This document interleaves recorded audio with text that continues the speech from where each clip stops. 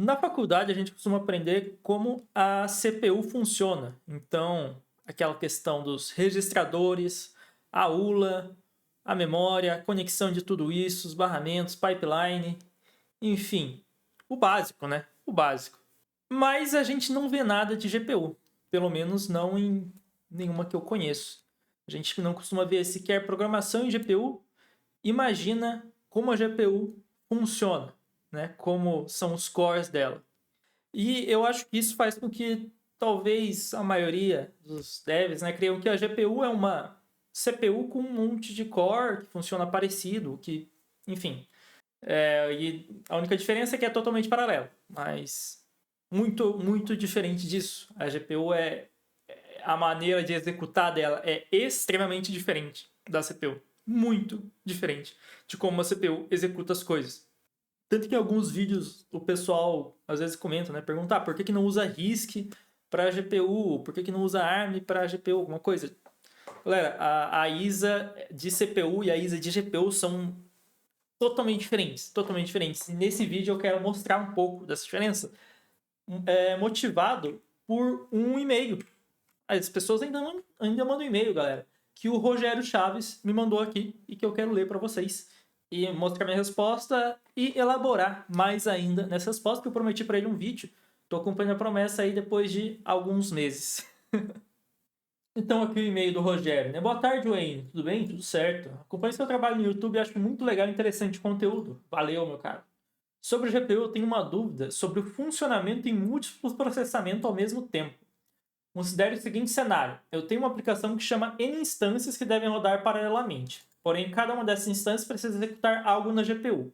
Como funciona isso na GPU? Ela consegue separar para executar cada uma de forma paralela ou seria mais eficiente rodar uma por vez? Considere o contexto de inferência de modelos de IA. Atenciosamente, Rogério Chaves.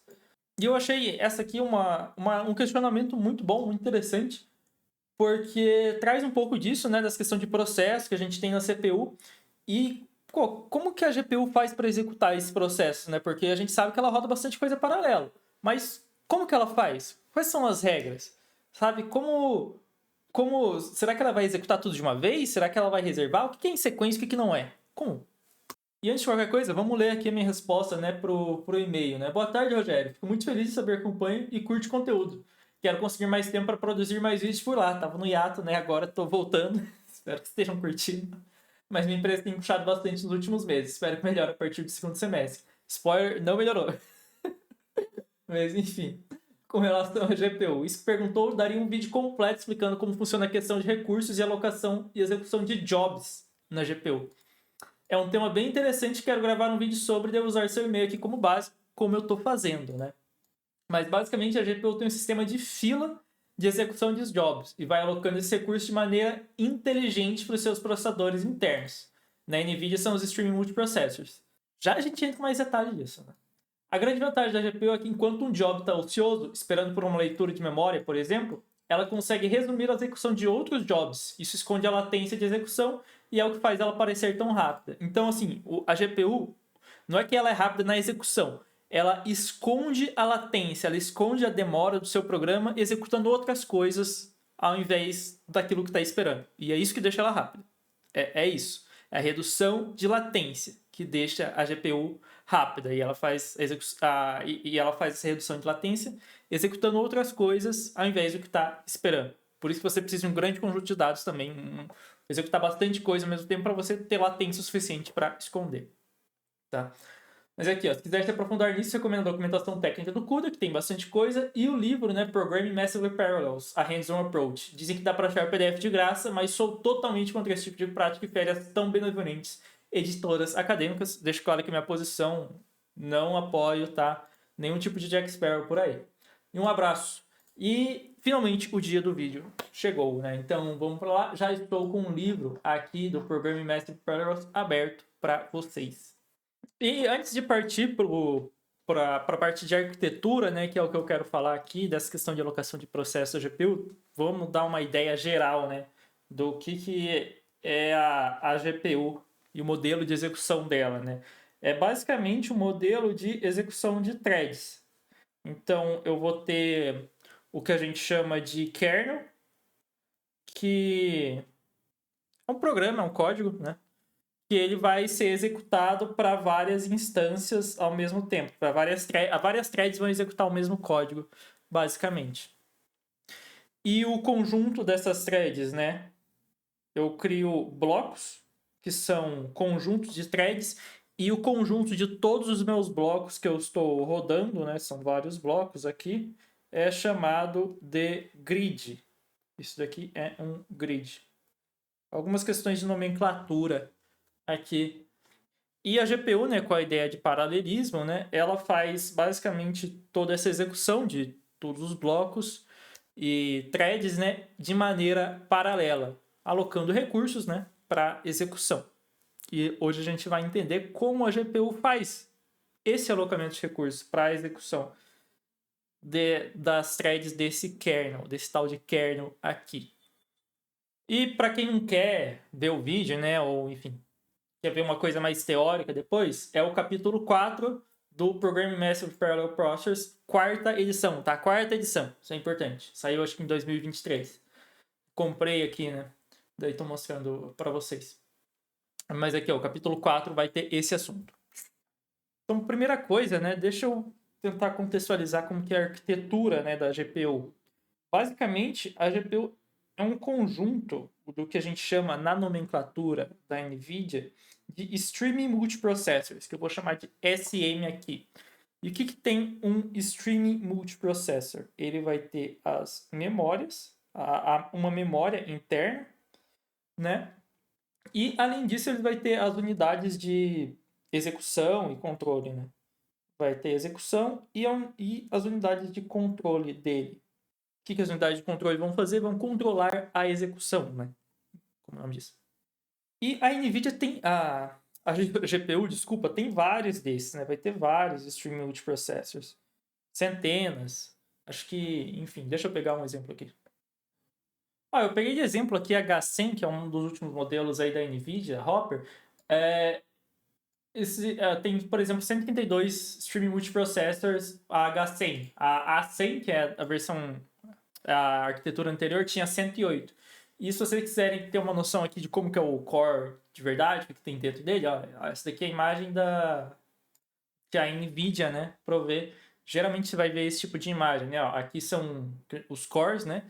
E esse daqui é um stream, tudo é um stream multiprocessor e esses verdinhos aqui, por exemplo, são os cores, né? De fato, vão ter core de int, float, tensor core aqui também.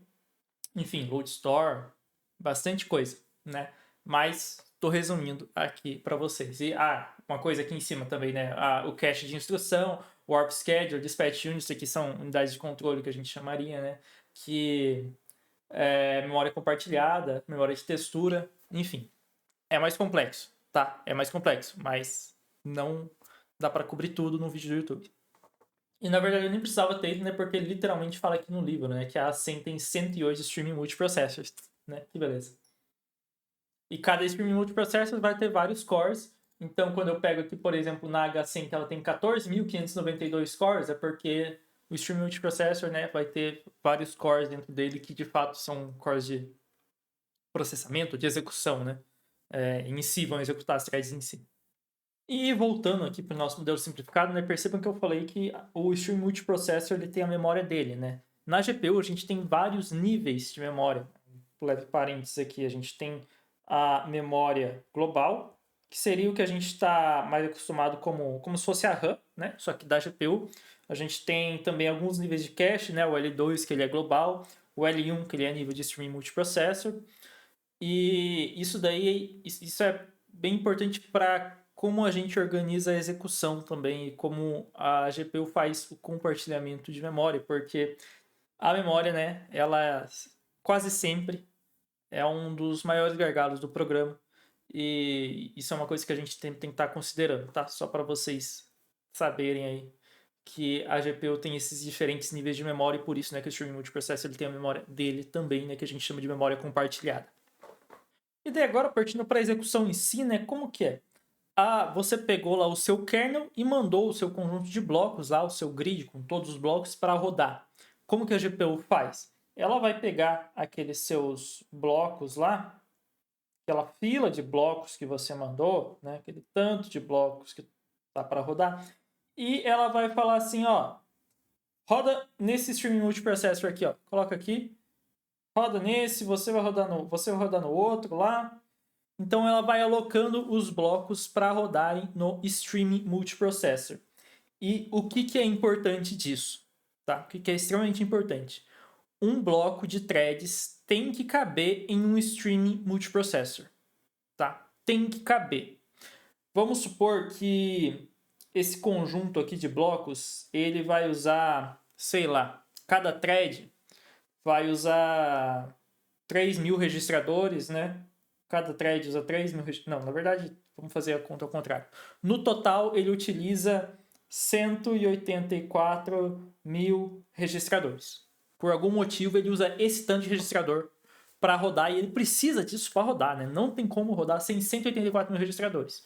Se o meu Streaming Multiprocessor não tiver 184.000 registradores dentro dele, eu não consigo rodar esse bloco e eu tenho um erro na GPU. Eu tenho um erro quando eu mando rodar, né, ele vai falar, ó, não consigo rodar. Porque o bloco tem que caber em um Streaming Multiprocessor.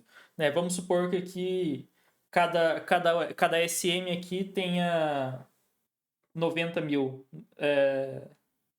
E aqui, ó, eu usei um valor bem esdrúxulo, né? 184.000 é muito, mas o H100, eu tô vendo aqui, o Streaming Multiprocessor dela tem 16.384 registradores, de 32 bits cada um, né? Então, se o meu bloco precisa mais que isso, eu não consigo rodar, tá? E como o bloco é um conjunto de threads, isso acaba limitando também o tamanho do meu bloco, né? Porque o número de registradores que eu vou precisar, ele é linearmente dependente, né? De quantas threads tem dentro do meu bloco, né? Se eu tenho o dobro de threads, eu vou usar o dobro de registradores. E a mesma coisa vale também para memória compartilhada, né? Para essa memória aqui. Mesma coisa vale. Se eu preciso de mais memória compartilhada do que o meu Stream Multiprocessor tem a me dar, eu não consigo rodar o meu programa. Tá? Isso é uma coisa que, inclusive, limita o tamanho do bloco nas minhas aplicações. Eu sou limitado, o tamanho do meu bloco ele é limitado pela memória compartilhada que eu preciso. Então, com essas considerações, espero que já tenha ficado um pouco claro que essa questão de job na GPU e execução, ela é bem diferente da CPU e não é tão clara, né? Enquanto a CPU ela tem uma complexidade muito grande de pipeline, ela vai ter uma complexidade muito grande aqui na execução em si. Na GPU isso daqui é meio dumb. Isso daqui eu acho que acho que não tem pipeline na GPU, por exemplo. Mas toda a coordenação em volta ela é bem complexa. E o algoritmo, né? O algoritmo não, né? O algoritmo, né? Para fazer essa alocação de blocos também não é, digamos assim, trivial, né? Porque eu tenho que considerar muitas coisas quando eu vou fazer isso. Mas continuando, percebam que eu falei que o bloco tem que caber no Stream Multiprocessor. Mas não quer dizer que precisa ser só um bloco. Não quer dizer que o Stream Multiprocessor execute só um bloco. Percebam que esses dois aqui, ó, esses dois blocos aqui, eles foram parar no mesmo Stream Multiprocessor. E isso daqui é uma coisa que acontece bastante. E, inclusive, é uma medida que é muito utilizada para a gente ver o tamanho do bloco e se ele está adequado ou não, né? Que está relacionado à ocupância dos meus Stream Multiprocessors, da minha GPU. Não vou entrar em detalhes sobre ocupância agora, mas é uma métrica, tá? A ocupância. E é basicamente para ver o quanto eu estou ocupando, quanto eu sou capaz de ocupar, né? Da capacidade do Stream Multiprocessor. E só para dar o exemplo, né, do que isso quer dizer, vamos supor que eu tenho um bloco que use 8.000 registradores, né? Nesse caso aqui. Então, se eu uso 8.000 registradores, eu tenho 16.000 disponíveis, eu consigo colocar 2 blocos em cada Stream Multiprocessor e chegar numa ocupância boa, né? Ocupando quase todo o espaço ali que eu preciso.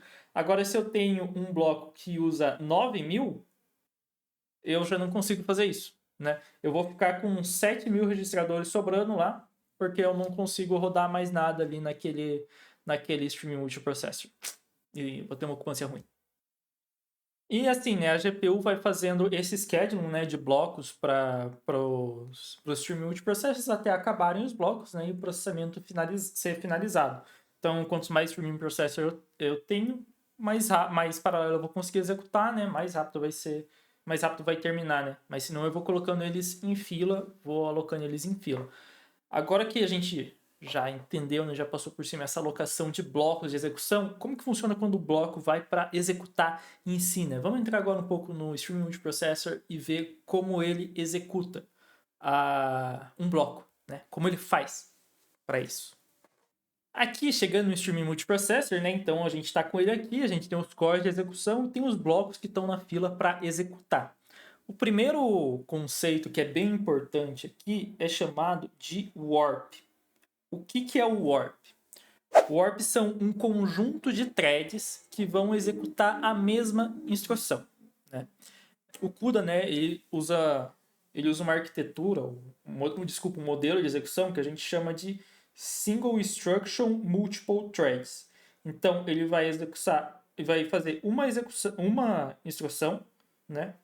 Vai executar uma instrução para um conjunto de threads. E esse conjunto de threads, nesse caso aqui, é o warp, né? E quantas threads tem o warp? 32, né? Todas as arquiteturas da NVIDIA hoje são 32. Todas as arquiteturas da NVIDIA hoje são 32. Se eu não me engano, da AMD, a AMD usa 64. Não sei se para todas, mas se eu não me engano, a AMD é 64. Tem alguns, pelo menos, que são 64. Então, 32 threads vão executar a mesma instrução e os cores aqui do Stream Multiprocessor e a alocação de execução tem que ser programada para fazer isso. Então, esse é um dos motivos, por exemplo, de quando a gente está definindo o tamanho do bloco, a gente usa um múltiplo de 32. Por que a gente costuma usar um múltiplo de 32? Porque assim eu consigo ter um número fechado de warps. Vamos supor que o meu bloco aqui ele tenha um tamanho 33, né? Vamos supor que seja isso. Eu vou precisar de 2 warps. E isso não faz muito sentido. Porque eu vou ter basicamente um warp que vai consumir o recurso de 32 threads, só que só vai executar uma, né? Eu vou ter um que vai estar cheio e outro que vai ter só uma thread. Então a gente sempre usa múltiplos de 32, múltiplos do tamanho do warp, né? Para o tamanho do bloco, para a gente ter essa multiplicidade, né? Daí você pode me perguntar, mas o tamanho do que eu quero executar aqui não é múltiplo de 32, o que eu faço? Você coloca um if lá, se for maior, você só não executa. Você faz isso, mas você sempre usa múltiplo de 32. Então aqui, né, chegamos os blocos aqui, vamos por cada bloco tem, sei lá, 512 threads. Então 512 threads vai dar o quê? Vai dar 16 warps, né? Vão ter 16 warps executando nos meus cores. E o meu stream multiprocesso aqui, ele puxou o bloco 1 para executar e falou assim, roda, tô rodando aqui, fazendo conta. De repente ele falou, os warps começaram a falar assim, puxa da memória aí para mim, preciso ler um endereço da memória. E galera, tem operações que são lentas. Ler da memória é a mais lenta de todas, né? Quando a gente está falando de quase tudo. Ler da memória é muito lento. E daí o que a GPU vai fazer? A GPU vai ficar sentada esperando, né? Vai ficar falando, espera o dado lá, senta aqui, fica calmo, né? Fica calmo. Vamos esperar, ficar sentado. Não, né? Muito pelo contrário. A GPU ela tem que esconder essa latência. A latência é essa demora. A latência é a demora na execução de uma instrução. Né? Então, enquanto esse bloco aqui está esperando a chegada, né, dos dados para ele, a GPU fala assim, quer saber? Fica esperando aí, bloco 1, fica sentado aí, eu vou executar o bloco 2. E daí ela puxa. Ela executa. Daí o bloco 2 ou pediu alguma coisa, ou chegou os dados do bloco 1, daí ele fala assim, bloco 2, agora você senta aí, calma, e vamos voltar pro bloco 1. E volta. Né? Volta executando e assim por diante. Então ela vai escondendo latência. Escondendo latência até onde dá. Para conseguir fazer tantas coisas, né, ao mesmo tempo. E assim, talvez para vocês precisarem. Então a GPU ela troca de contexto, né? Igual quando a gente está no processador de CPU, a gente troca de contexto, está executando uma tarefa e vai para outra. Mais ou menos. Sabe na CPU, né, quando a gente tá tratando de processo, a gente faz a troca de contexto, que a gente salva esse contexto na memória, a gente salva ele em algum lugar. Na GPU não tem como fazer isso. Na GPU não tem como. Na GPU, todas as variáveis que você tem no momento, elas estão nos registradores ou na memória local, né? Então, basicamente, eu faço chamadas de funções, né? Eu não tenho exatamente uma pilha na GPU. A minha pilha, ela tá nos registradores, tá? Eu tenho um banco de registradores aqui, que, enfim, eu já mostrei ele para vocês, né? Tem 16 mil registradores no caso da H100, e vai guardar todos os dados da minha execução. Então, quando a gente faz, por exemplo, chamadas de função em GPU, não é a pilha ela é criada de maneira de software, sabe? É por meio do software. Porque o hardware ele não suporta o push e pop que a gente tem na CPU, simplesmente porque não existe push e pop, sabe? Não existe, não tem como eu dar push numa variável e dar pop nela depois, porque eu vou salvar na onde? Eu tenho que salvar aqui, é aqui que vai, é aqui que tá, e é isso, né? Pronto. Então essa é uma outra diferença muito grande aí da GPU, né, para a CPU do modelo de execução, que, enfim, ela vai ter que salvar ali todo o seu estado no banco de registradores ou na memória local. Se eu não me engano, é tudo no banco de registradores mesmo. Enfim, se alguém souber melhor aí, se ele salva também na memória compartilhada, né? Por favor, comente. E antes de fechar aqui, uma coisa que talvez vocês tenham se perguntado, mas eu vou fazer essa pergunta, né? Agora, se vocês me perguntaram, eu vou falar. Eu falei que o sync ele executa uma instrução, né? Voltando um pouco para o modelo de execução, para N threads. Mas e se eu quiser fazer um if e um else? Será que então na GPU eu não posso fazer um if e um else, já que tem que executar a mesma instrução? Bem, não, você pode. Você pode. A gente pode fazer if else em GPU. Mas como que funciona isso, né, na execução lá por baixo? A GPU, então, ela vai ter lá o seu ORP, né, as suas 32 threads executando. Aqui, né? Estão lá bonitinhas, todas as 32. E, de repente, caiu, tem um if lá. E caiu a thread, por exemplo, caiu a thread 1 e a thread 2, né? E as outras não caíram no if. Então, o que a GPU faz? Ela vai pegar e vai marcar as threads que não caíram como inativas. E o que quer dizer uma thread inativa? É uma thread que vai executar a instrução ainda, né? Mas a instrução não tem efeito. É como se fosse isso. É como se eu falasse assim, executa de qualquer jeito, mas não faz nada. Não muda nada e aqui eu tenho o efeito ainda. Como que isso funciona por baixo dos panos? Aí não sei. Tá, mas basicamente a ideia é você marcar threads que caiam como... que não caiam, né, no if ou no else, como inativas. Então, se uma thread caiu, eu tenho 32 threads no meu warp, e só a primeira que caiu, eu vou consumir os recursos de execução de 32, mas está efetuando apenas uma, né? Então, o controle de... Esse branch, a gente chama de branch divergence, né? Quando um cai numa branch, outro cai em outra. Isso é uma questão também para a GPU que a gente tem que considerar e, em geral, a gente evita para não ter esse tipo de questão. E assim, eu espero que por hoje já tenha dado, né? Porque eu acho que foi bastante coisa, foi bastante conceito. Digam aí se vocês... O que vocês já sabiam, o que vocês não sabiam. Vocês entenderam alguma coisa, vocês não entenderam porra nenhuma. E eu queria novamente, né, voltar aqui pro e-mail e agradecer ao Rogério pela pergunta. E espero que eu tenha mostrado um pouco como funciona essa questão de execução na GPU, como que ela escolhe se ela vai executar paralelo ou não, como que vai ser o job, né, de rodar uma por vez ou não. É bem diferente da GPU e ela faz essas escolhas por você, né? Para você é legal a gente saber, mas no modelo de programação que a gente trabalha até nível de CUDA, a gente não precisa tomar esse tipo de decisão, né? A GPU vai tomar essa decisão de quanto que eu vou executar, né? Mas, claro, métricas como ocupância, esses conceitos que eu tô falando de warp, tamanho de bloco, tudo isso a gente tem que saber para conseguir fazer um bom programa para GPU. Mandem aí o que vocês acharam, por favor, comentem que ajuda bastante no vídeo. Valeu e tchau, obrigado.